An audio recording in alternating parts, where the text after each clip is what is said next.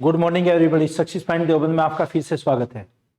चलिए आज की वीडियो में हम करते हैं आधुनिक भारत का इतिहास। आधुनिक भारत में आज हम एक महत्वपूर्ण घटना पढ़ने वाले हैं, सन्यासी आंदोलन। जो सन्यासी आंदोलन उस टाइम की एक बहुत ही विवादित एक घटना हुई थी, जिस पर एक शीर्षक भी लिखा गया आनंद मठ।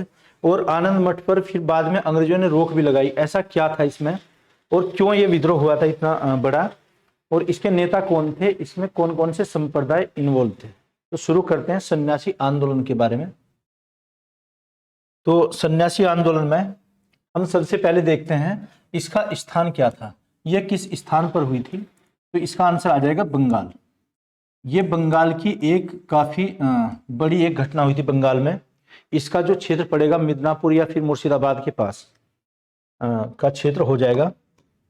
तो उस समय ये बंगाल, बिहार, उड़ीसा, बांग्लादेश, ये सब क्या था, ये बंगाल, ये पूरा क्या रहेगा, बंगाल। इस बंगाल में यहाँ पर ये सन्यासी आंदोलन हुआ था। इसी के साथ साथ एक और भी अन्य घटना यहाँ की है कि एक अकाल, जो भारत का एक महान दुर्भिक्ष सन 1770 में। और इसकी अगर बात करते हैं सन्यासी आंदोलन की, तो आंदोलन आ जाएगा सन 1763 में, यानी कि जो भारत का पहला एक विद्रोह भी हुआ था और बक्सर का युद्ध 1764 में, उससे एक वर्ष पहले ये शुरू हुआ। हालांकि जो इसकी पृष्ठभूमि थी, इसकी बैकग्राउंड थी, वो पहले ही बनी थी। तो बंगाल में कहां पर हुआ, ये सॉरी, इसका स्थान क्या आ जाएगा, बंगाल। और सन 1763 लगभग ये सन 1800 तक चला था, यानी कि इसका दमन कर दिया गया था 1800 में। और ये कई बार विभिन्न स्थानों पर, जैसे बंगाल में इसका एक्सपेंशन हुआ, फिर फैल गया है काफी स्थानों पर। तो बंगाल में आ जाएगा सन 1763 में। अच्छा, तो इसकी अगर पृष्ठभूमि की हम बात करते हैं, एक हम अद्वैतवाद सिद्धांत के बारे में पढ़ेंगे। अद्वैतवाद ये होता है जिसमें सिर्फ ईश्वर की सत्ता पर ही बल दिया जाता है, यानी कि गॉड इज यूनिक और गॉड एग्जिस्ट होता है। तो उसके जो प्रतिपादक थे, यानी कि सिद्धांत जारी करने वाले, वो हुए हैं इसमें एक यहाँ गिरि संप्रदाय भी उसका एक अनुयायी था। यानी कि एक इसके आ जाएंगे नेता का नाम, नेता होंगे भवानी चरण। तो क्या था यहाँ पर, गिरि संप्रदाय, गिरि संप्रदाय, इसके भी एक अनुयायी थे। अनुयायी का नाम क्या आ जाएगा, भगवती, भवानी चरण, भवानी चरण, भवानी चरण पाठक, भवानी चरण। जो अद्वैतवाद के प्रतिपादक थे, इसमें आ जाएंगे शंकराचार्य। तो शंकराचार्य का एक उपसंप्रदाय होता था गिरि संप्रदाय। शंकराचार्य ने कौन सा एक सिद्धांत प्रतिपादित किया, उसका नाम हो जाएगा अद्वैतवाद। अद्वैतवाद को ही बाद में राजा राम मोहन राय जी ने मोनोथिस्ट, यानी कि एकेश्वरवादी की संज्ञा दी थी। ईश्वर पर ही यानी कि उसकी सत्ता पर विश्वास रखने वाले, कि गॉड एग्जिस्ट हैं। लेकिन जो आइडोलेट्री होती है, बाद में उपसंप्रदाय बने, वो उनके विरोधी थे, या अन्य किसी और तरीके से वो उपासना करते थे। तो क्या आ जाएगा एक, कि अद्वैतवाद के संस्थापक या अद्वैतवाद का सिद्धांत जारी करने वाले, उसके प्रवर्तक कौन थे, ये गिरि संप्रदाय उसको मानता था। और गिरि संप्रदाय ये किस में निकला, जो शंकराचार्य का अपना एक अद्वैतवाद था। शंकराचार्य जो है मध्यकालीन इतिहास में अगर देखते हैं, तो शंकराचार्य जी, इनका अद्वैतवाद, इनके सिद्धांत का नाम था, अद्वैतवाद का सिद्धांत। इसके प्रवर्तक कौन थे, शंकराचार्य। तो शंकराचार्य जी का इसके जो अनुयायी थे, क्योंकि उसके अनुयायी भी विभिन्न स्थानों पर इसका प्रचार प्रसार करते थे। एक उसमें क्या था, गिरि संप्रदाय। तो गिरि संप्रदाय के जो प्रमुख एक सन्यासी थे, उनका नाम क्या था, भवानी चरण पाठक। भवानी चरण पाठक जी इसके यानी कि नेता या नेतृत्व करता रहे सन्यासी आंदोलन के। तो सन्यासी आंदोलन ये बंगाल में हुआ क्यों, इसके कारणों को जानते हैं। तो नेता क्या आ जाएगा इसके, यानी कि अग्रणी भवानी चरण। उसके कारण क्या हो जाएंगे, कारण सबसे पहला होगा कि सन्यासियों पर एक पिलग्रिमेज लगाया गया, यानी कि उन पर तीर्थ यात्रा कर, जब वो कहीं तीर्थ यात्रा पर जाते थे, उन पर टैक्स लगाती थी ब्रिटिश सरकार। और जो उन्होंने अलग अलग अपने संगठन बनाए, जब वो फिर एकत्रित हुए, उन्होंने विरोध किया ब्रिटिश सरकार का।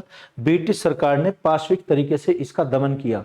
बात ये कब की है, 1763 की। इसके बाद में अगर देखते हैं कि 1772 में यहाँ पर वारेन हेस्टिंग आए थे, चूंकि इस आंदोलन का ये चलता रहा 1800 तक, तो इसके दमन के समय जो बंगाल के गवर्नर थे वो वारेन हेस्टिंग थे। हालांकि वारेन हेस्टिंग ने कुछ अच्छे कार्य भी किए थे, लेकिन जो दमनकारी नीति थी वो पाशविक तरीके से अपनाई थी। पाशविक जैसे पशुओं को मारते हैं, यानी कि जो उनके आश्रम या मठ थे जहां पर वो निवास करते थे उसको आग लगा दी गई, जो वहां से कुछ सन्यासी बचकर निकले उनको गोली से उड़ा दिया गया, या फिर उनको और भी दमनकारी नीति यातनाएं दी गई, सन्यासियों को गिरफ्तार किया गया, जंगलों में वो लोग छुपने लगे, लेकिन वहां पर भी रेड डाल दिया करते थे। तो इसका ये क्या आ जाएगा, संप्रदाय गिरी संप्रदाय। कारण इसका क्या बताया आपको कि तीर्थ यात्रा कर। और बंगाल कहाँ जाएगा, जैसे बांग्लादेश, असम, मेघालय, मिजोरम या बंगाल, बिहार, ये सब क्या था, ये पूरा का पूरा ही बंगाल था। तो जो यहाँ पर एक फिमाइन पड़ा है, यानी कि जो अकाल था, अकाल में लगभग यहाँ की 1/3 जनसंख्या उसमें मारी गई थी। उस जनसंख्या में करोड़ों लोग उसमें मारे गए थे, कुछ बेघर भी हुए थे। तो कुछ इतिहासकार ये लिखते हैं कि करीब यहाँ 30 मिलियन लोग इसमें प्रभावित हुए, 10 मिलियन इसमें मारे गए, उनके जो आश्रित थे उसमें प्रभावित हुए थे। तो क्या आ जाएगा है? इसका कारण कि तीर्थ यात्रा कर। तो 1 बाय 1 चर्चा इस पर कर लेते हैं। अच्छा, क्लास में आप लेट हो गए थोड़ा। ये सन्यासी आंदोलन, तो पहले भी बताया था, सन्यासी आंदोलन का स्थान क्या हो जाएगा, बंगाल। और इसके कारण होंगे, कारण सन्यासियों पर तीर्थ यात्रा कर लगाना। दूसरा, इसके नेता का नाम भवानी चरण पाठक। आगे बढ़ते हैं, हम इसके कारण की बात करते हैं। तो मूल रूप से जो इसका कारण होगा, कारण तीर्थ यात्रियों पर, तीर्थ यात्री पर कर, इसमें कर लगाया था। और जो भी जैसे मंदिर या मठ या फिर आश्रम बने हुए थे, अगर वो टैक्स नहीं देंगे तो उनके प्रवेश पर रोक लगा दी गई थी। तो तीर्थ यात्रा कर, इसी का विरोध किया था इन्होंने, सन्यासियों ने विरोध किया। विरोध किसने किया, सन्यासियों ने। सन्यासी, ये सन्यासी किस संप्रदाय के थे, गिरि संप्रदाय, गिरि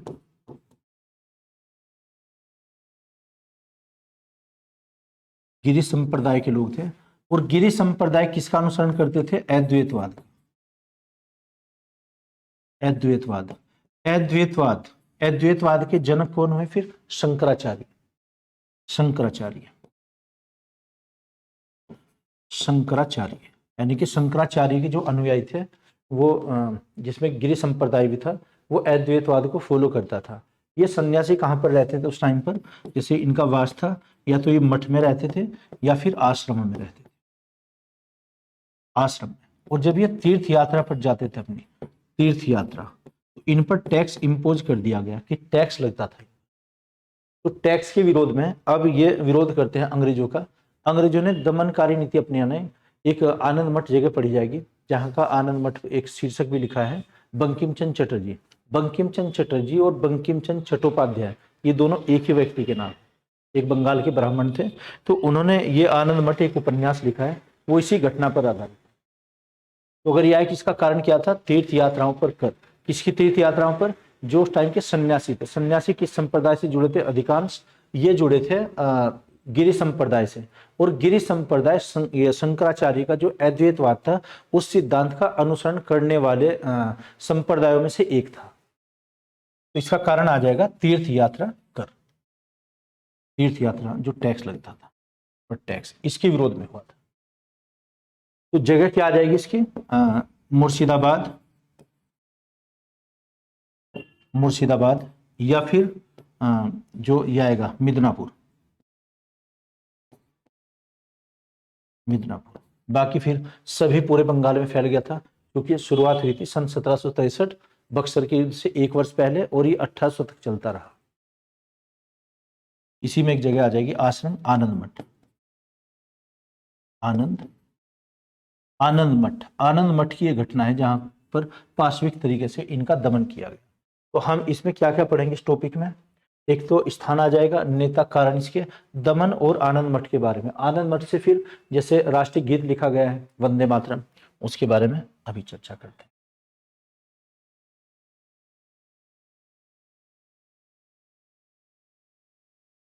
तो इसके अगर दमन की हम बात करते हैं, सुपरस्टिशन, इसका दमन किसने किया, तो उस टाइम पर बंगाल का जो गवर्नर जनरल था उसका नाम होगा, बंगाल के गवर्नर जनरल का नाम वारेन हेस्टिंग।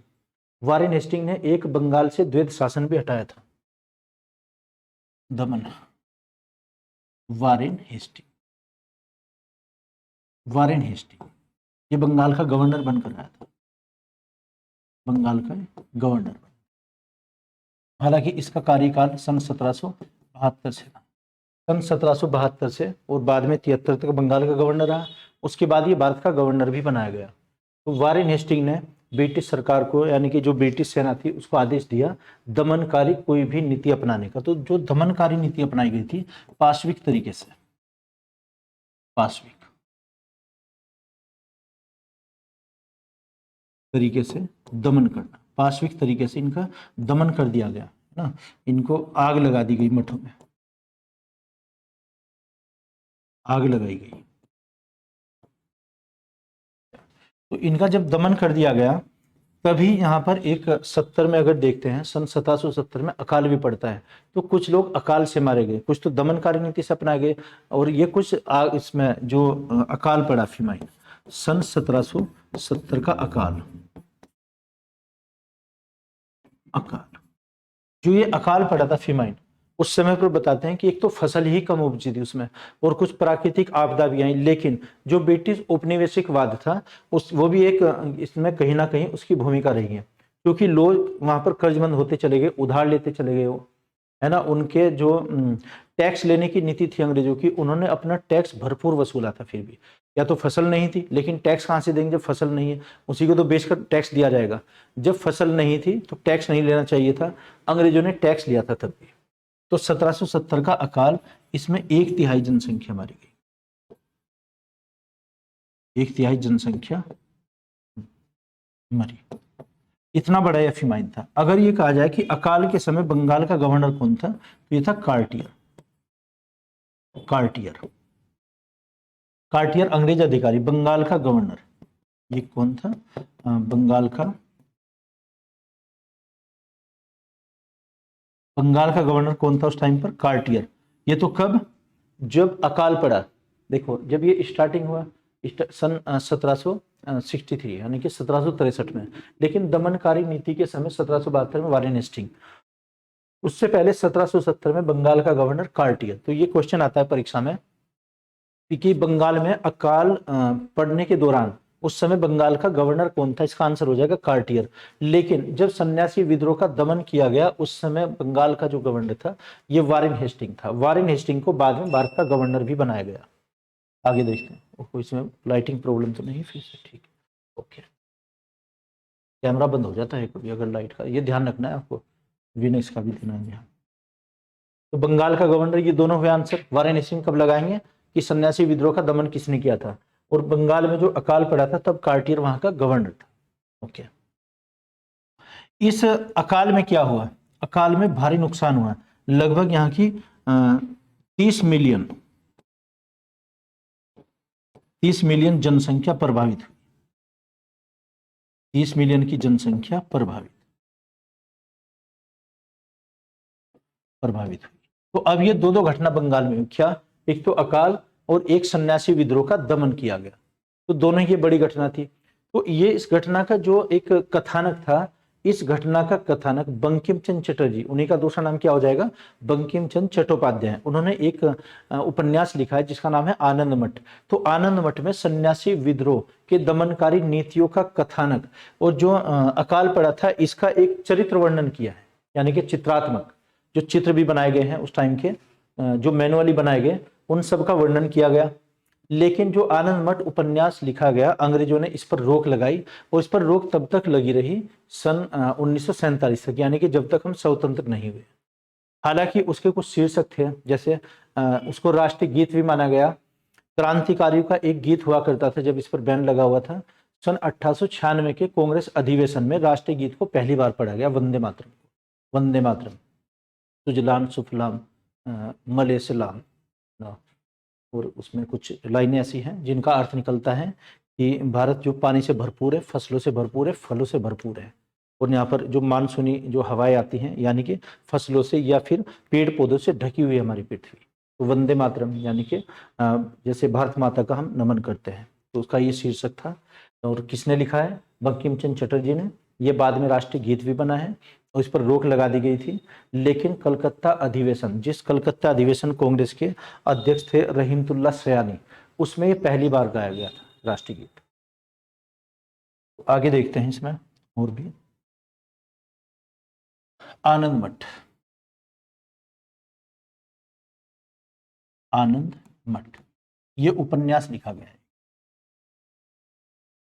ये उपन्यास किसने लिखा है? उपन्यास बंकिम चंद्र चटर्जी, बंकिम चंद्र चटर्जी, चटर्जी या चट्टोपाध्याय,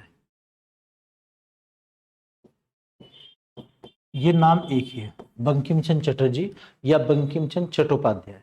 और उपन्यास का नाम क्या हो जाएगा? आनंद मठ। ये किस भाषा में लिखा गया? इसकी भाषा बंगाली भाषा, इसकी बंगाली भाषा। इसका कथानक क्या होगा? कथानक मतलब कौन सी घटना इसमें है? तो इसकी दो घटनाएं हो जाएंगी, एक तो सन्यासी विद्रोह का दमन और दूसरा इसमें आ जाएगा अकाल, सन्यासी विद्रोह का दमन, सन्यासी विद्रोह का दमन। दमन जो पाशविक तरीके से किया गया था, यानी कि जो आश्रम था उसे घेर लिया गया, उसमें आग लगा दी गई और दूसरा जो लोग बचे उन पर गोलियां चला दी गई। दूसरा एक आ जाएगा इसमें अकाल, बंगाल का अकाल। अकाल ये कब हुआ था? सन 1770 और ये सन 1763 की बात है। इन दोनों घटनाओं के बारे में किसमें लिखा है? आनंद मठ में। इसके रचयिता कौन है? बंकिम चंद्र चटर्जी। तो कथानक ये है और इसकी जो शुरुआत हुई है, इसकी शुरुआत हुई है अकाल की, जैसे बंगाल का अकाल। शीर्षक के बाद में जो पहला ही अध्याय लिखा है, तो पहले अध्याय में 1770 के अकाल की बात, फिर 72 की घटना लिखी है जब सन्यासी विद्रोह का दमन किया गया। तो ये क्वेश्चन है कि आनंद मठ की उपन्यास की शुरुआत किससे हुई? 1770 के अकाल से उसमें शुरुआत हुई। अच्छा, एक इसी में वंदे मातरम, वंदे मातरम, जिसको फिर बाद में राष्ट्रीय गीत, यानी कि भारत माता को नमन, वंदे मातरम, सुजलाम सुफलाम मलय शीतलाम सस्य श्यामला मातरम वंदे मातरम। तो ये उसका पहली एक पंक्तियां हैं, जिसका अर्थ ये निकलता है कि हवाओं वाला देश, यानी कि हवाओं वाली धरती, फलों वाली धरती, पर ये आ जाएगा इसमें पेड़ पौधों वाली धरती। और जिसमें मलय क्षेत्र इसमें बताया गया जो केरल का दक्षिणी का, वहाँ से जल मानसून उठते हैं, मानसून से ही वर्षा होती है, उससे ही हमारी फसलें संतुलित रहती है। तो इसमें बताया गया कि वंदे मातरम, इसे क्या बाद में फिर राष्ट्रीय गीत भी बनाया गया, राष्ट्रीय गीत, राष्ट्रीय गीत वंदे मातरम। अंग्रेजों ने फिर इस पर रोक लगा दी गई, रोक, और कब तक लगी रही रोक? सन 1947 तक, 1947 तक रोक थी इस पर। तो लेखक कौन हो जाएंगे? बंकिम चंद्र चटर्जी, बंकिम चंद्र चट्टोपाध्याय। भाषा बंगाली भाषा और कथानक सन्यासी विद्रोह और अकाल, ठीक है जी। और शुरुआत इसकी किससे हुई है? अकाल से। अकाल की घटना के बारे में पहले लिखा है बंकिम चंद्र ने। उसमें वंदे मातरम को जो राष्ट्रीय गीत माना गया, इस पर रोक लगाई गई। रोक कब तक लगी रही है? सन 1947, यानी कि आजाद होने तक, स्वतंत्र होने तक। एक क्वेश्चन ये आता है कि राष्ट्रीय गीत ये पहली बार कब पढ़ा गया? राष्ट्रीय गीत तो पहली बार कब आ जाएगा? सन 1896 की तो कांग्रेस अधिवेशन, 1896 का कांग्रेस अधिवेशन। कांग्रेस अधिवेशन के समय इसको पढ़ा गया था। और इस समय जो कांग्रेस के अध्यक्ष थे वो थे रहीमतुल्लाह सयानी, रहीमतुल्लाह सयानी। कहीं पर ये रहमतुल्लाह भी लिखा हुआ है या रहीमतुल्लाह, रहीमतुल्लाह से। सन 1896 में कांग्रेस अधिवेशन कहां पर हुआ? कलकत्ता में, कलकत्ता में अधिवेशन हुआ था। कोलिका था उस समय, कलकत्ता नाम था, तो इसी में हुआ और राष्ट्रीय गीत पढ़ा गया था। तो राष्ट्रीय गीत की जो शुरुआत है किससे? वंदे मातरम से। इसी को हमने राष्ट्रीय गीत और कब अपनाया गया फिर ये संविधान लागू हुआ, यानी कि 1950 में। एक क्वेश्चन ये आता है कि एक कल्याणी की कहानी है, कल्याणी, कल्याणी के जो पति का नाम था महेंद्र, महेंद्र और कल्याणी की वो कहानी है। ऐसा बताते हैं कि जब अकाल भी था और फिर ये सन्यासी विद्रोह का दमन, तो दमन जो किया गया था वो पाशविक तरीके से किया गया था, जैसे पशुओं को मारते हैं। तो वो अपना घर छोड़कर और चले गए थे। जब जंगल में निकल गए तो दोनों भटक गए, दोनों अलग अलग हुए। जो पत्नी कल्याणी थी उसके साथ में एक अबोध बालक भी साथ में था, वो तो कहीं जंगल में भूल गए। और लेकिन जो महेंद्र थे, महेंद्र को गिरफ्तार कर लिया। तो पहले तो ये किया, जो वहां पर चूंकि डकैती भी थी, चोरी डकैती होने लगी थी, चूंकि अकाल पड़ा हुआ था, है ना, खाने की लालसा में। तो वहां सन्यासियों ने कुछ छुड़ाया और भवानंद उनका नाम आता है एक सन्यासी का। तो जब वो उसका परिचय पूछने लगी कि आप कौन है, बाद में उन्होंने बताया, फिर वंदे मातरम सबसे पहले उन्होंने पढ़ा था और तब बताया कि वो सन्यासी हैं। फिर अब उनकी जो सर्च करने लगे, यानी कि अपनी पत्नी बच्चे को खोजने लगे, वो भी मिल जाते हैं। तो अब उनका परिचय करवाते हैं फिर उससे। तो नाम इसमें क्या आता है, आनंद मठ में ही एक कल्याणी की कहानी, कल्याणी की कहानी, इसका भी उल्लेख आनंद मठ में किया गया है। एक इसमें आनंद मठ, आनंद मठ में इसका उल्लेख किया गया है। और कल्याणी के पति का नाम महेंद्र, महेंद्र, महेंद्र और कल्याणी की इसमें कहानी को एक कथानक के रूप में लिया है। अच्छा, अबोध बालक भी था। और जो सन्यासी था, सन्यासी, सन्यासी का नाम भवानंद, भवानंद सन्यासी ने इनको खोजा था, उनकी पत्नी को, कल्याणी को, जंगल से। तो ये एक कथानक इसमें आनंद मठ में।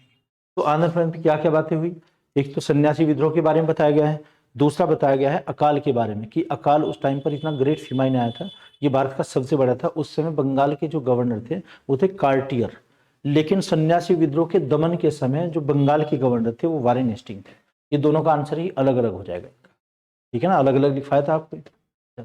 उसमें घटनाएं कौन कौन सी, एक ही आ जाएगी कल्याणी की कहानी। तो कल्याणी और महेंद्र दोनों पति पत्नी थे, ये जंगल में खो जाते हैं। तो वहां पर कौन सन्यासी थे जो इनको मिलवाते हैं, फिर भवानंद। तो भवानंद को पहली बार इन्होंने, फिर भवानंद ने ही इनको क्या सुनाया, वंदे मातरम के बारे में। तो ये काफी प्रसन्न हुए, है ना, और अपने परिवार के अन्य सदस्यों से मिला। फिर वो उनका जो दूसरे घर थे या वहां पर कुछ दान दक्षिणा दी गई, उनको सेटल किया गया दोबारा। तो ये था। इसके अलावा और क्या देखना है इसमें, तो ये क्या क्या था इसमें, स्थान क्या था बंगाल, और नेता इसके हो जाएंगे भवानी चरण पाठक। कारण इसके क्या थे, का कारण कि तीर्थ यात्रियों पर कर लगाया था।